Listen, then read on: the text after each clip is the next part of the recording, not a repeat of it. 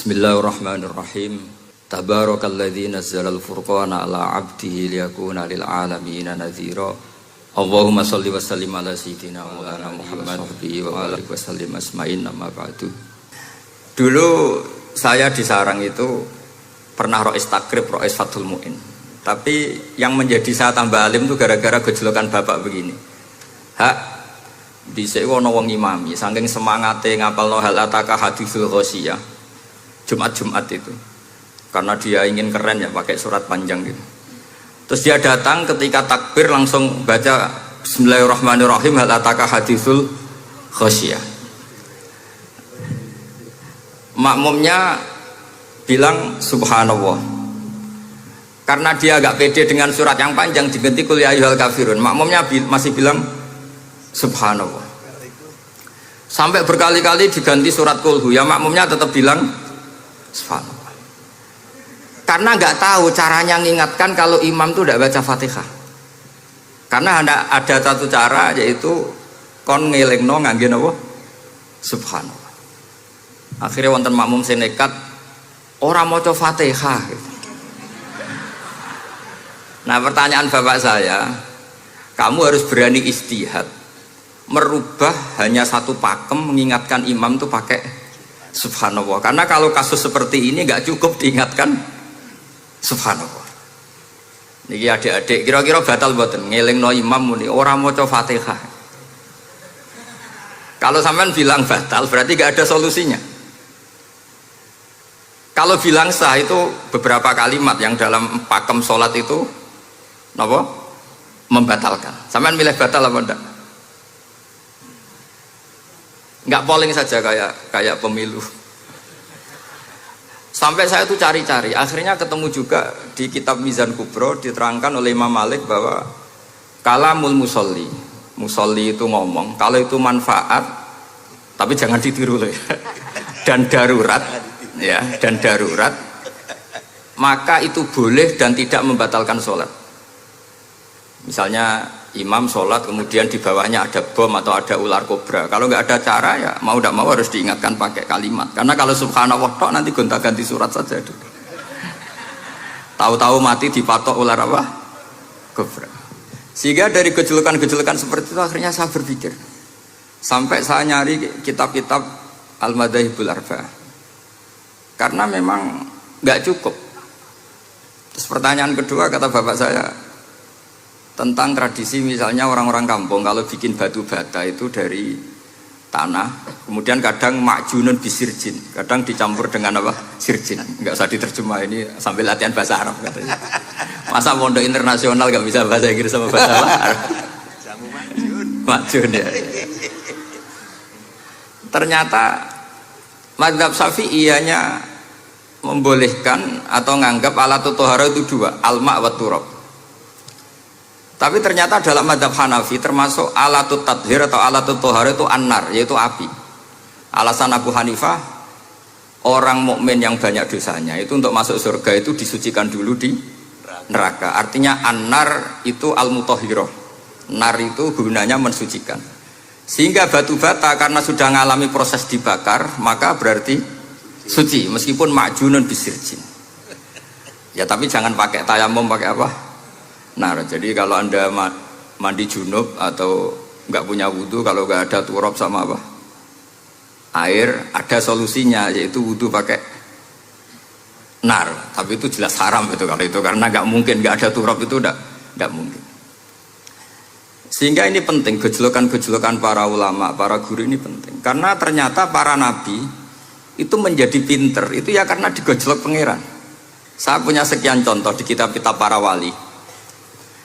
Ketika datang malakul mauti ke Nabi Ibrahim dan akan mengambil nyawanya itu Nabi Ibrahim tangklek, kowe sapa? Aku malaikat. Ono apa? Ditugasno pangeran mencabut nyawa Anda. Terus kata Nabi Ibrahim, apa kamu tahu saya ini siapa? Ya tahu, Anda Khalilur Rahman, kamu kekasih Allah. Terus kata Nabi Ibrahim, hal ra'aita habiban yumitu habibah. Masa ada kekasih membunuh yang dikasih? Pasti Anda salah. Ya karena malaikat nggak pernah ngaji di sini di progresif ini. Dia tidak bisa jawab. Akhirnya Niki kalau pamit niki kalau sembuh niki cekap. Niki cekap. Bingung, mboten kulino niki bingung niki. Akhirnya malaikatnya matur malih teng pangeran. Ya Allah, kata Nabi Ibrahim logikanya begini. Wahal ra'aita habiban yumitu habibah. Mosok kekasih kok dipateni kekasih. Terus kata Allah gini, ya sudah bilang gini sama Nabi Ibrahim sama Ibrahim.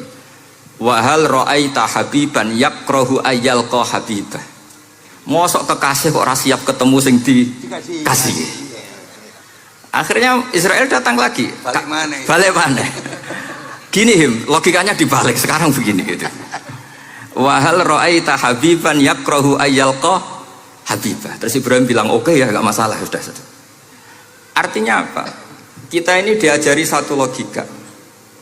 Logika apa saja? Ini Allah. Sehingga ya memang normalnya hidup tuh cerdas. Kata Ghazali cerdas nyikapi apa? Realitas.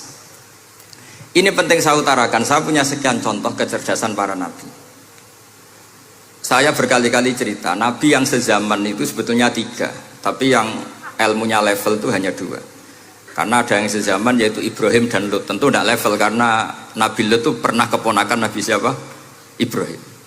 Kedua Nabi Musa dan Nabi Harun.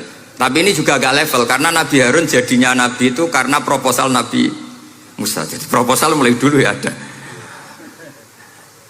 Nah, Nabi Musa kita tahu adalah al-sak. Al-sak itu kalau ngendikan itu lesannya agak cedul ya. Cedul. Ini nanya jejer ke sana. Jadi kalau nggak bisa tanya ya. Bahasa Arabnya pokoknya al-sak, cedul ya. Cedul. Karena masyhur ya kita tahu cerita itu Musa yang kecil itu sebeling. Itu nak digendong Fir'aun itu dijabuti jenggote. Padahal masih kecil. Sesuai Fir'aun curiga dasar Bani Israel. Lama-lama dia memutuskan sepatah ini aja ini jelas darah-darah Israel. Kita tahu Fir'aun adalah orang Kipti, orang Mesir. Setelah berkali-kali gitu terus tanya gini sama Asia, ini anak ini sudah bisa mikir, memang dasar Bani Israel jadi gak suka orang Kipti. Orang cah cilik biasa gak masalah. Sehingga dia terus dites ada jamroh, ada bara api sama apel. Sebetulnya Musa ini sudah tahu mau ngambil apel, tapi kalau dia ngambil apel dibunuh sama Fir'aun berarti bisa membedakan. Akhirnya sama Jibril diarahkan ngambil apa? Api jamroh tadi.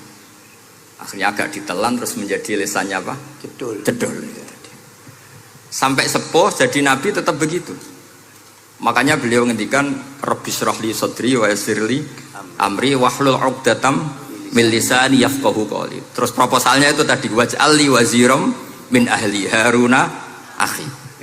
Sebagian ayat lebih jelas lagi yaitu wa akhi Harun huwa afsahu minni lisanan fa arsilhu ma'iyya rid ayyusaddiqun. Jadi dan saudara saya Harun lebih fasih berbicara daripada saya. Jadi kualitas ilmiahnya bagus Musa tapi jubirnya itu Harun. Ya kira-kira gak Balim dulu ya? Iya Balim. Ya. Jadi ini saya jubirnya Gus Ali, saya Harun, ini Musa. Maksudnya kaya karena sudah ada nabi. Singkat cerita, karena Musa itu agak alsak, sehingga Harun ini ya nggak levelnya. Padahal sezaman, sehingga ya nggak pernah bantah-bantahan, nggak pernah adu argumen. Yang benar-benar nabi sezaman dan kemudian sering adu argumen adalah Isa dan Yahya. Kita tahu umurnya ya imbang, kualitas al-mazaya wal wa'il juga imbang. Nabi Isa kita tahu wa yukallimun nasa fil mahdi wa kahla. Mulai kecil bisa ngendikan ya sudah pinter.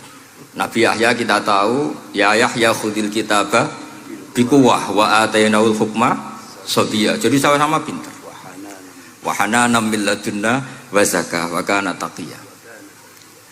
Itu dua beliau ini menjadi satu manhaj besar dalam Islam.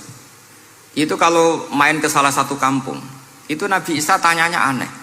Aina syirarun nas? Orang-orang yang jelek-jelek itu di mana? Orang-orang fasik itu rumahnya mana? Kalau Nabi Yahya tanya, aina khiyarun nas? Orang-orang baik itu di mana? Akhirnya dua beliau ini saling berargumentasi. Kenapa kamu tanya aina syirarun nas? Terus Nabi Isa katanya, lah kenapa kamu tanya aina khiyarun nas? Terus kata Nabi Yahya, enak kan nyaran wong soleh, gak ruwet kan. Kancanan wong saleh itu kan enak gak dibodoni gak ruwet. Pemene kancanan wong mati wis ora iso bodoni gitu. Masyhur itu cerita Gus Dur, Gus kenapa sering ziarah? Kancanan wong urip sumpek. Iya. Wong mati gak tau bejo. Wong mati ora tau bejo. Ini teman ziarahnya Bapak. Wong mati ora tau bejo. Ya sudah. Itu ya ini santai-santai saja, rileks saja. Karena saya sudah tahu mau ngomong apa. Nanti kalau ingin serius ya ngaji sama saya harus khatam biar enggak jadi korban kama sayati sama kama takodam. Akhirnya Nabi Yahya gantian tanya, kenapa kamu tanya aina syirarun nas? Itu masyhur beliau. Ini dalam kitab Tabaqatul Asfiya karangan Abu Nu'aim Al-Asfihani.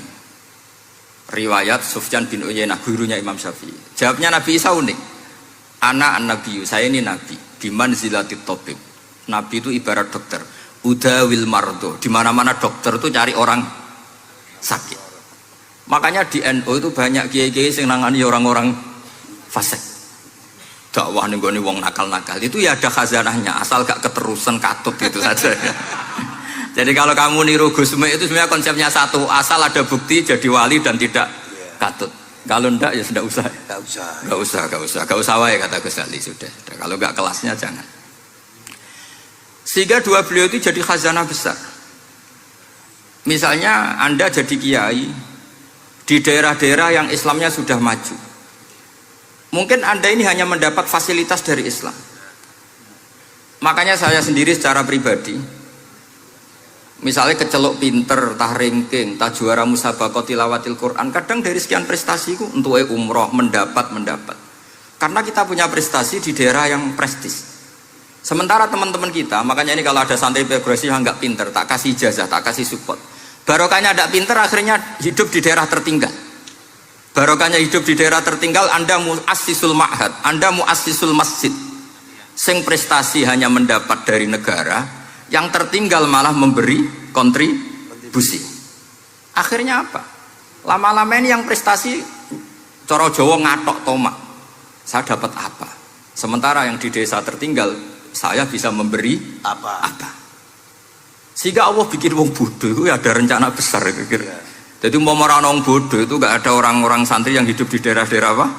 Tertinggal. Main golek prestasi, golek umroh, terus ambisi ngimami masjid haram barang. Terus kapan dakwahnya? Karena yang diburu itu mendapat, bukan memberi. Ini bahaya sekali bagi Islam. Sehingga tradisi guru-guru kita, nah santri pinter ya dilem, santri bodoh ya dilem, santri bulet ya dilem, santri setengah bulet ya dilem, sekabeh kaulane pangeran. Kok ana hikmah dhewe-dhewe kata gitu. Tapi ini bukan justifikasi atau melegitimasi kenakalan anak-anak Anda. Ini mau cerita ilmiah. Kemudian ada perdebatan lagi. Dan ini nanti terusannya adalah al-ulama warasatul anbiya. Sayyid Abdul Al-Haddad itu masyhur. Kalau ada orang sowan ditanya, kiaimu nak mulang tau nangis? Mboten nate. Lereni ngaji wong ngono iku. Atine atos ya. Tapi Abdul Hasan Asyadzili kalau ada orang tamu tanya, kiaimu nak mulang tau guyu? Mboten nate. Lereni wong ra iso syukur gitu. Jadi ini dua kutub besar. Siapa yang nggak tahu kewalian Abdul Hasan Asyadzili? Siapa yang nggak tahu kewalian Sayyid Abdul Al-Haddad? Nah ini kalau Gus Ali sudah dua-duanya guyu ya sering, nangis ya sering, sudah ini sudah makomen, ini sudah Majma'ul Bahrain kalau dalam ilmu tasawuf. Dan itu mirip perdebatan Nabi Yahya dan Nabi Isa. Nabi Yahya itu happy, hidupnya happy. Kayak bapak saya itu hidupnya happy. Zaman miskin saja gak pernah susah. Gak pernah susah ya. Bapak saya itu khasnya gak pernah susah. Mau meninggal saja masih guyon sama saya. Mau kapundhut itu seguyon kalian. Ya seneng, ya happy saja. Jadi mirip cerita Jalaluddin Ar-Rumi. Beliau mau kapundhut, muridnya nangis semua, marah-marah dia. Kamu murid-murid yang bodoh. Saya ini mau ketemu kasih kamu tangisi. Ayo joget semua. Makanya kalau ada orang mati kok ceria itu karena madzhab Jalaluddin apa? Ar-Rumi. Masyhur itu. Ini malam pengantin saya, kenapa kamu nangis? Makanya jadi mitos kalau mimpi jadi manten tuh mau mati. Karena kalau Jalaluddin Rumi istilahkan kematian itu adalah pengantin. Umar bin Abdul Aziz, salah satu khomisul khulafa masyhur itu. Ketika mau kapundhut orang nangis semua juga dia marah. Memangnya saya mau kemana kok kamu tangisi? ila khairi madhubin ila khairi rahimin ila arhamir rahimin timbang kumpul kon sumpek atau mati katanya. Memangnya saya mau kemana kan? Ila khairi madhubin ke zat yang terbaik yang kita tuju. Ini mirip Nabi Yahya. Sehingga Nabi Isa ngejlok mali aroka dohikan ka'annaka ta'manu min makrillah. Kamu kok sering senyum, sering guyu, ngakak-ngakak, seakan kan kamu tuh tidak pernah akan kena siksa. Nabi Yahya gantian bales mali aroka abisan ka'annaka taqnatu min rahmatillah. Lah kamu merengut terus koyo ora ono rahmate pangeran saja. Ini terjadi madhab antara Abdul Hasan Asyadzili dan Sayyid Abdullah Al-Haddad. Sayyid Abdullah Al-Haddad juga diikuti banyak kiai. Itu kalau habis sholat tuh masih susah diterima enggak, sholat kita makbulah apa enggak, puasa kita makbul apa enggak, sujud kita makbul apa enggak. Tapi kalau Abdul Hasan Asyadzili, kalau ada orang tanya gitu dimarahin. Sujud kula ditampi mboten ya Sayyid Abdul Hasan Asyadzili. Gak usah mikir ngono, ditedir sujud wis luar biasa. Orang geruang ditedir sujud, gak usah mikir ditampa ta ora. Loh iya, ketika kita nanti ketemu Allah, prestasi betul gak pernah sujud itu. Sebagai hamba kita bangga pernah sujud, terus gak penting ditampa ta ora. Bahkan kalau anak-anak muda ini kepengen ditampa niate elek. Ditompo digajar pangeran terus mlebu swarga terus sama bidadari gitu. Jadi muni ditompo tapi pikirannya sudah ngayal macam-macam. Kalau mazhab Abdul Hasan Asyadzili tidak. Sehingga kitab hikam kita tahu kitab hikam itu adalah dikarang Ibnu Athaillah As-Sakandari, dia muridnya Abdul Abbas Al-Mursi dan ini terus muridnya Abdul Hasan Asyadzili. Itu cerminan Syadziliyah murni. Ya saya ulang lagi itu cerminan Syadziliyah murni. Sehingga beliau ngendikan masyhur itu qalilul amali ma'a syuhudil minnah minallah khairun min kasiril amali ma'a ru'yatit taqsir. Jadi amal sedikit tapi yakin itu anugerah Allah, lebih baik beramal banyak tapi masih merasa salah karena ra ono syukure. Makanya bapak saya Gus Ali ana wong abangan gelem salat gak tahu gak disahno sah terus. Ketika ada orang fikih marah-marah tapi rubah gedang, wes rubah gedang lah, pokoknya sah terus. Pokoknya sah terus. Ini sangat-sangat sadili berarti. Ini penting saya utarakan supaya khazanah kita itu tidak pernah habis. Karena al ulama warasatul anbiya. Nabi tidak ada warosati, tapi warasatul anbiya. Sehingga semua watak para nabi sebelum Rasulullah SAW itu semua tercermin pada umatnya Rasulullah SAW. Cerita paling terkenal tentu Asra Badrin. Tawanan-tawanan perang Badarin mau diapakan? Rasulullah istasyara Abu Bakrin. Terus kata Abu Bakar, itu keluargamu ya Rasulullah. Hum asyiratuka, hum aqaribuka. Ya maafkan saja. Terus ditanya Umar, menurut kamu gimana Umar? Itu kan orang-orang yang ngusir engkau ya Rasulullah. Yang dulu ingin membunuh engkau, sekarang ketangkep ya bunuh, kok repot. Apa kata Rasulullah? Masaluka ya Abu Bakrin kamasali Ibrahim isqala faman tabi'ani fa innahu minni wa man asani fa innaka ghafurur rahim. Sing prestasi ya alhamdulillah, sing ra prestasi muga-muga pangeran akeh sepurane. Sudah gitu iya cara kesali ya sis ngono kok repot. Wa masaluka ya Umar kamasalin nuh isqala rabbi la tadzar alal ardi minal kafirina dayara. Sudah habisi saja ning donya kok kafir. Tapi anehnya apa? Rasulullah akhudha bi madzhabi Abi Bakar. Nabi mengambil pendapatnya siapa? Abu Bakar. Karena Nabi kena khitab anit tabi millata Ibrahim hanifah. Akhirnya terus keterusan. Akeh kiai NU nek ana umat salah dibarno nganti ra roh nak salah. Makanya kenangan saya sama Mbah Sal Mahfud karena beliau itu sepupu sama Mbah saya di Sahal itu. Kata Mbah Sal gini, "Hak umpama pantes," kata beliau ini, "umpama pantes, pondok-pondok itu tak sertifikat." Kenapa Mbah? Ya akeh kiai gondrong muridnya kon gondrong kabeh terus kadang rapati sholat jari diulang kali jogo. Engkok neng kali-kali golek Nabi Khidir gak tau ngaji. Lah ngene ku nak ditakoki afiliasine kok NU gitu. Mau disertifikat, jadi distandarkan. Pokoknya anggar gak ono takribe ya ora NU gitu. Karena nanti kalau gak disertifikat ini terus khayal-khayal macam-macam ini rata-rata kan afiliasinya juga ngeklaim NU. Padahal ya itu tadi, jadi diulang kali jogo langsung diulang macam-macam. Ini penting saya utarakan karena standarisasi ini penting. Caranya gimana? Kita harus sebanyak mungkin baca khazanah Islam. Makanya Imam Ghazali, kayak apa pinternya Imam Ghazali? Beliau di akhir kitab Ihya ngendikan wa alaika bimudawamati mutalaati kitab khilyatil auliya wa tabaqatil asfiya. Sehingga kita akan punya khazanah yang luar biasa. Saya punya banyak tentang kearifan ya para ulama-ulama dulu. Di antaranya dulu saya sering diceritain bapak tapi gak paham, tapi setelah saya ngaji lama-lama paham. Beliau pernah didawi Badullah gini, Nur dhisik ana wong salat 2 rakaat, terus syukur akhirnya salat lagi sampai 4 rakaat. Saking syukurnya salat lagi sampai 6 rakaat. Seterusnya sampai 1000 salat. Kita tahu itu Said Ali Zainal Abidin. Jadi dia menambahkan salat itu karena iskon lillah wa syauqan lillah, mahabbatan lillah. Bukan kayak kita, karena ingin sholat 1000 rakaat dibagi sekian menit terus kenanya 2 jam. Jadi kayak kita terawih lah 20 menit, 20 rakaat dibagi sekian kenanya 7 menit. Pentingnya apa? Meskipun kita tidak akan mengalami seperti itu, tapi kita menjadi tahu ketika Rasulullah SAW menghentikan wa qurratu aini fis shalah. Bahkan Nabi kalau banyak masalah itu Nabi yataraddad, mutaraddidan di dalamnya. Setelah mutaraddidan agak panik, Nabi tanya gini sama Aisyah, Aina Bilal, Aina Bilal. Bilal kemana, Bilal kemana? Setelah Bilal notok, tok tok tok tok, ya Rasulullah as-sholat. Arifna ya Bilal, arifna ya Bilal. Saya kasih istirahat ya Bilal, saya kasih istirahat. Karena roh dunya, roh politik, roh kebudayaan, roh dulur bulat kabeh. Sing ra bulat mau sitok hubungan ambek Allah Subhanahu wa taala. Maka disebut as-sholat rohatul mukmin. Apa yang terjadi? Ashabu Rasulillah ketika Sayyidina Umar ditusuk oleh Abu Lulu al-Majusi, tentu pakai kira-kira ya panah yang kayak pancing. Jadi kalau sudah dimasukkan kadu cabut itu sakitnya minta ampun. Apa kata Umar? Nanti cabut ketika saya sholat.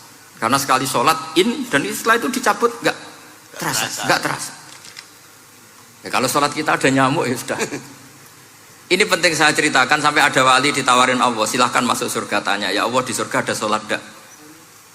Kalau tidak ada sholat enggak lah katanya. Karena dia nggak bisa membayangkan nikmat tanpa sholat. Sehingga penting sekali kekaguman-kekaguman ini. Ketika Sayyidina Umar wafat, di antara yang pertama ditanyakan adalah yang bunuh saya siapa?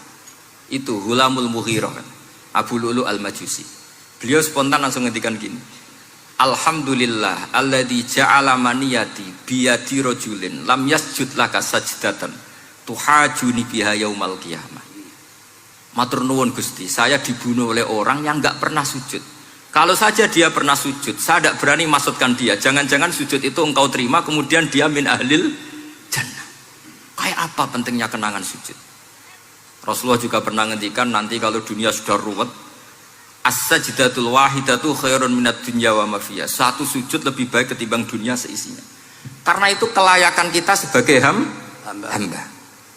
Makanya Abu Hasan Asadili ngendikan, sudahlah kafal amilina jazaan an radhiyakalaka ahlan, sudah ditakdir ngamal sudah harus syukur. Kok mikir ditompo ta ora usah, gak penting. Itu madzhab Abu Hasan Asadili. Dan itu ditiru para kiai-kiai kita. Madzhab Said Abdul Haddad juga ditiru kiai-kiai kita. Sehingga sedekah Rasulullah ketika ngendikan al ulama warasatul anbiya. Ini penting saya utarakan karena khazanah kita biar tetap kaya. Makanya masyhur dalam Manaqibul Ghazali kita tahu Imam Ghazali itu orang yang luar biasa, pengarang Ihya. Saya punya banyak karangan beliau, Al-Arba'in Al-Usul. Tapi yang paling saya cintai tentu Ihya, kitab Mustasfa, kitab Qawaid Fikih itu Usulul Fikih. Manaqibul Ghazali adalah Rasulullah pernah jejer Nabi Musa, terus Rasulullah ngendikan ulama ummati ka anbiya'i Bani Israel. Terus kata Nabi Musa, yang benar saja, masa ulama kok kapasitasnya kayak Nabi, apapun hebatnya itu nggak mungkin lah kapasitasnya kayak Nabi. Terus kata Rasulullah, ya sudah buktikan saja. Terus dipanggillah Imam Ghazali. Ketika dipanggil, ini katanya Ghazali kata. Ditanya sama Nabi Musa, siapa namamu? Ana Muhammad bin Muhammad al-Ghazali at-Tusi asy-Syafi'i. Mau jawabnya panjang. Terus kata Nabi Musa, kecangkeman gitu, cara Jawa itu kecangkeman, ditakoki jeneng kok jawabnya kakean. Terus kata Imam Ghazali, ya lumayan saya. Jenengan ditanya Allah sing ya alamus sirra wa akhfa saja jawabnya kelebihan gitu. Apa itu kata Nabi Musa? Wa ma tilka bi yaminika ya Musa. Qala ya asaya atawakkau 'alaiha wa ahusyu biha ala ghanami wa liya fiha ma'aribu ukhra. Jadi Nabi Musa ditanya, sing mbok gawa iku apa? Ini tongkat saya, tak pakai ini, tak pakai ini, tak pakai ini. Jadi masih banyak kelebihan jenengan timbang saya. Akhirnya fa'aqarra Nabi Musa ini ikrar bahwa benar-benar ulama Rasulillah itu keambiyai Bani apa? Israel. Jadi khazanah-khazanah kecerdasan gini ini penting. Sehingga ketika ada kemacetan fikih, ada kejumudan fikih, tugas kita adalah memecahkan kejumudan itu. Misalnya begini, ini yang sering dilakukan Bapak saya dan Gus Ali. Kancanan wong fasik hukumnya piye? Ya ora oleh, wong kok kancanan wong fasik. Tapi kalau dibalik, bina wong fasik boleh ndak? Boleh. Syaratnya bina kudu ngancani. Jadi dibelokkan gitu aja sudah rubah. Hadza huwal fiqh. Yang dikatakan fikih ya seperti itu. Tapi orang-orang yang nggak ngerti detailnya fikih, apalagi usul fikih, fikih itu menjadi rumit. Makanya ahli sunnah itu luar biasa. Ada orang mati karena narkoba atau karena apa itu? Oplosan. Itu kiai cokre. Itu kiai alim biasa datang. Itu ya biasa mempersaksikan, nggih mayite sae nggih. Nggih. Padahal orang itu nggak percaya ini orang mati cokre kok apa? Sae. Padahal dia di kiainya bilang gini, wis sae saiki sereso nakal katanya. Mas saya sudah mengakhiri semua kenakalannya lewat apa? Lewat kematian tadi. Karena itu doa Rasulullah. Rasulullah itu kalau ngedikan itu luar biasa. Allahumma ij'alil hayata ziyadatan li fi kulli khairin wal mauta rohatan li min kulli syarrin. Ya Allah, jadikan hidup ini ziyadatan li fi kulli khairin. Jadi anggap saja kalau hidup itu berarti potensi tambah baik. Anggap saja kalau mati itu akhir dari segala keburukan. Berarti orang cukri ini mati itu baik apa buruk? Baik, karena dia sudah tidak bisa buruk lagi. Makanya saya. Nah ini khazanah yang luar biasa. Karena tadi kematian adalah ar-rohah min kulli apa? Syarrin. Nah ini sesi kedua, mungkin ini tinggal seperempat jam atau setengah jam. Saya ini karena biasa ngomong lama. Saya mau menerangkan kalimat tauhid. Ini penting sekali. Kalimat tauhid itu kata Ibnul Qayyim Al-Jauziyah dalam kitab Zadul Ma'ad. Ini kitab kesayangan Sayyid Abdul Al-Haddad. Sampai beliau ngendikan, ya letani minha iddatan nusakhin li uhdiyaha ila tullab. Semoga saya punya naskah banyak yang mau saya hadiahkan ke santri-santri. Saking pentingnya kitab apa Zadul Qayyim. Itu beliau mengartikan la ilaha illallah itu luar biasa. Kalimat ini adalah kalimat super. Allah bikin surga juga demi kalimat ini. Siapa yang menerima kalimat ini maka masuk surga. Yang menolak kalimat ini maka dimasukkan neraka. Kita tahu neraka itu kalau ada batu dicemplung itu sampai ke bawah itu nunggu 70 tahun. Kayak apa kedalamannya? Bego siapa saja tidak akan bisa itu bikin apa? Neraka. Karena kalau batu dijatuhkan nunggu 70 tahun itu sampai kok riha. Itu dibikin juga untuk orang yang menolak la ilaha illallah. Kemudian karena manusia butuh latihan, dibikinlah langit dan bumi supaya didiami manusia untuk menerima konsep la ilaha illallah. Karena manusia butuh pelatih, diutuslah para rasul untuk melatih la ilaha illallah. Dan kalimat ini andaikan ada orang kafir 70 tahun, kemudian dia melafadzkan la ilaha illallah Muhammad Rasulullah, maka semua kekafirannya dihilang dia. Maka santri-santri yang aswaja ini harus yakin, ia adalah kalimatun dakhala bihal kafiru al-islam. Ini kalimat yang orang kafir 70 tahun saja menjadi muslim. Tapi sekarang banyak gerakan dengan kalimat yang sama malah orang Islam menjadi kafir. Itu kira-kira kelompok aneh nopo boten. Hanya karena la ilaha illallah banyak kelipatok dihukumi kafir. Gara-gara la ilaha illallah bitung dino diarani kafir. Wong kalimat ini sing kafir wae dadi mukmin. Sekarang dengan kalimat yang sama yang mukmin jadi ini apa-apaan, kira-kira gitu cara madzhab ini apa-apaan. Ini penting saya utarakan. Jadi kepastian tauhid. Ngendikane pangeran kul lil ladzina kafaru iyantahu yufar lahum ma qad salaf. Makanya Abdul Hasan As-Sadili ketika nafsirkan fa'lam annahu la ilaha illallah wastaghfir li dzambika walil mu'minina wal itu ai bihadhil kalimah kata beliau. Kamu harus camkan bahwa la ilaha illallah. Dan setelah itu kamu baru sah istighfar. Untuk kamu sendiri maupun untuk orang mukmin siapapun, mukmin mukminah.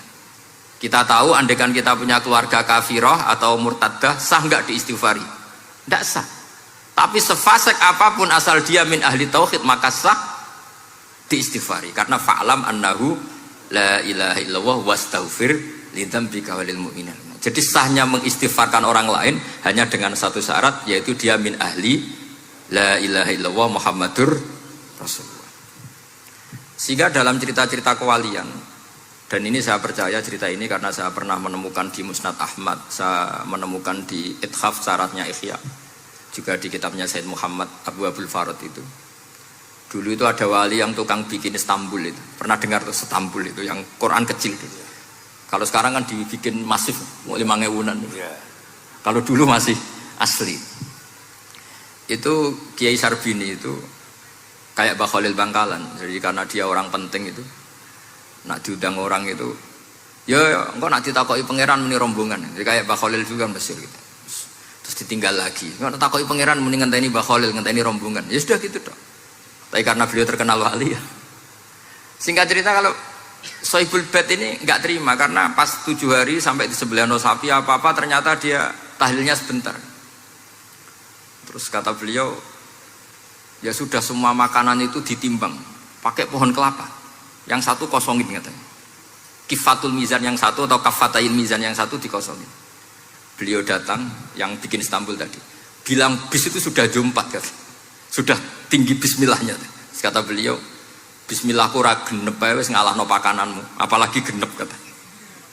Ini penting saya utarakan nanti di cerita yang di kitab Musnad Ahmad. Ini perlu dicamkan. Saya hafalkan hadis itu. Inna wa ta'ala istakhlasa rajulan min ummati ala ru'usil khalaik. Setelah dipertontonkan, fayan syuru alaihi tis'an wa tis'ina sijillan. Kullu sijillin minha maddul basar. Jadi ketika dipertontonkan itu ada satu box. Yang satu boxnya itu sudah sepanjang mata melihat. Sudah satu boxnya saja itu mislu maddil basar, sepandang mata melihat. Apalagi di 99. Terus Allah itu fair, Allah tanya, afalaka uzurun, apa kamu melakukan kesalahan banyak ini punya alasan? Enggak katanya. Adzolamat kata badi al-hafidun, apa memang malaikat itu sentimen sehingga salah kamu tok yang ditulis, kalau kamu enggak salah enggak ditulis? Enggak ya Allah. Terus kata Allah, bala innalaka inti hasanah, kamu masih punya satu kebaikan. Ketika Allah bilang kamu punya satu kebaikan, apa kata lelaki tadi? Nah, gunanya apa ya Allah satu kebaikan dibanding kesalahan yang sebanyak itu? Akhirnya kesalahan yang sebanyak itu ditimbang, si timbang satunya itu hanya la ilaha illallah Muhammadur Rasulullah. Fato syat as-sijilat, semua catatan salah tadi kalah. Kenapa? Fala yaskulu ma'asmillahi ta'ala syai'un, karena di dunia maupun akhirat tidak ada yang bisa mengalahkan kalimah thayyibah. Tapi sekarang kalimah thayyibah itu jadi tersangka. Nah ini makanya saya mohon santri-santri, hujjiyatu ahli sunnah wal jamaah ini harus mustaqirrah, harus sabitah, harus benar-benar berargumentatif. Sehingga kita tahu setahu-tahunya bahwa kalimat ini adalah kalimat yang orang kafir saja menjadi muslim. Masa dengan kalimat yang sama orang mukmin menjadi kafir. Ini penting saya utarakan karena kita harus terus belajar. Caranya gimana? Ya diantaranya tadi belajar kitab Ihya, beberapa kitab, sehingga khilaf-khilaf fikhiyah meskipun kita tidak bidangnya misalnya, itu tetap punya kualitas yang luar biasa. Saya sampai sekarang menerima sorogan kitab Mahalli, itu di situ ada perdebatan unik. Boleh enggak misalnya jenazah itu diletakkan di belakangnya yang sholat? Kata kaul awal enggak boleh, di mana-mana jenazah itu ya di depannya orang apa? Sholat. Tapi kata kaul sani, ya boleh saja jenazah itu tidak imam katanya. Iya. Sehingga pentingnya kaul sani adalah kalau Anda di Arab Saudi, itu jenazah-jenazah tetap di kamar mayat. Kemudian yang sholat ya di depan jenazah. Karena kalau dipaksakan di depan berarti jenazahnya di dekat apa? Ka'bah. Kayak apa kreditnya Mekah? Nah meskipun kita tidak melakukan itu karena nanti dianggap aliran apa? Sesat, ada jenazah kok di belakang kita sholat apa? Di depan. Tapi ini ilmu harus kita dengar. Begitu juga khilafnya kaul qadim dan kaul jadid. Menurut kaul jadid, yang namanya sujud itu harus 7 anggota. Karena kata Rasulullah SAW, umirtu an asjuda ala sab'ati a'zumin al-jabhah wal yaden warubbaten wal kodamen. Berarti al-jabhah 1, yaden 2, kodamen rubbaten 2, kodamen 2. Sehingga kalau kiai-kiai fanatik fikih ku nak ana anake sujud ngongkrong dipetel-petel to. Mergo supaya 7 anggota. Tapi kata Imam Syafi'i dalam kaul qadim, kata beliau wayah tamilu, mungkin saja sujud itu cukup pakai jabhah. Karena dalam doa Nabi itu hanya sajadalaka wajhi wa sam'i wa basori. Tidak ada Nabi dongo sajadalaka wajhi wa yadi wa rubbati wa kodami. Jadi kecerdasan ulama-ulama dulu itu luar biasa. Sehingga kalau kita baca pembanding-pembanding itu, lama-lama kita menjadi cerdas. Ini yang terakhir saya cerita tentang Imam Ghazali. Dulu banyak orang yang bermadzhab pentingnya uzlah. Sehingga banyak ulama yang uzlah. Alasannya kumpul wong serepot tok. Paling gak ngerasani wong lah. Minimal dosanya ngerasani wong.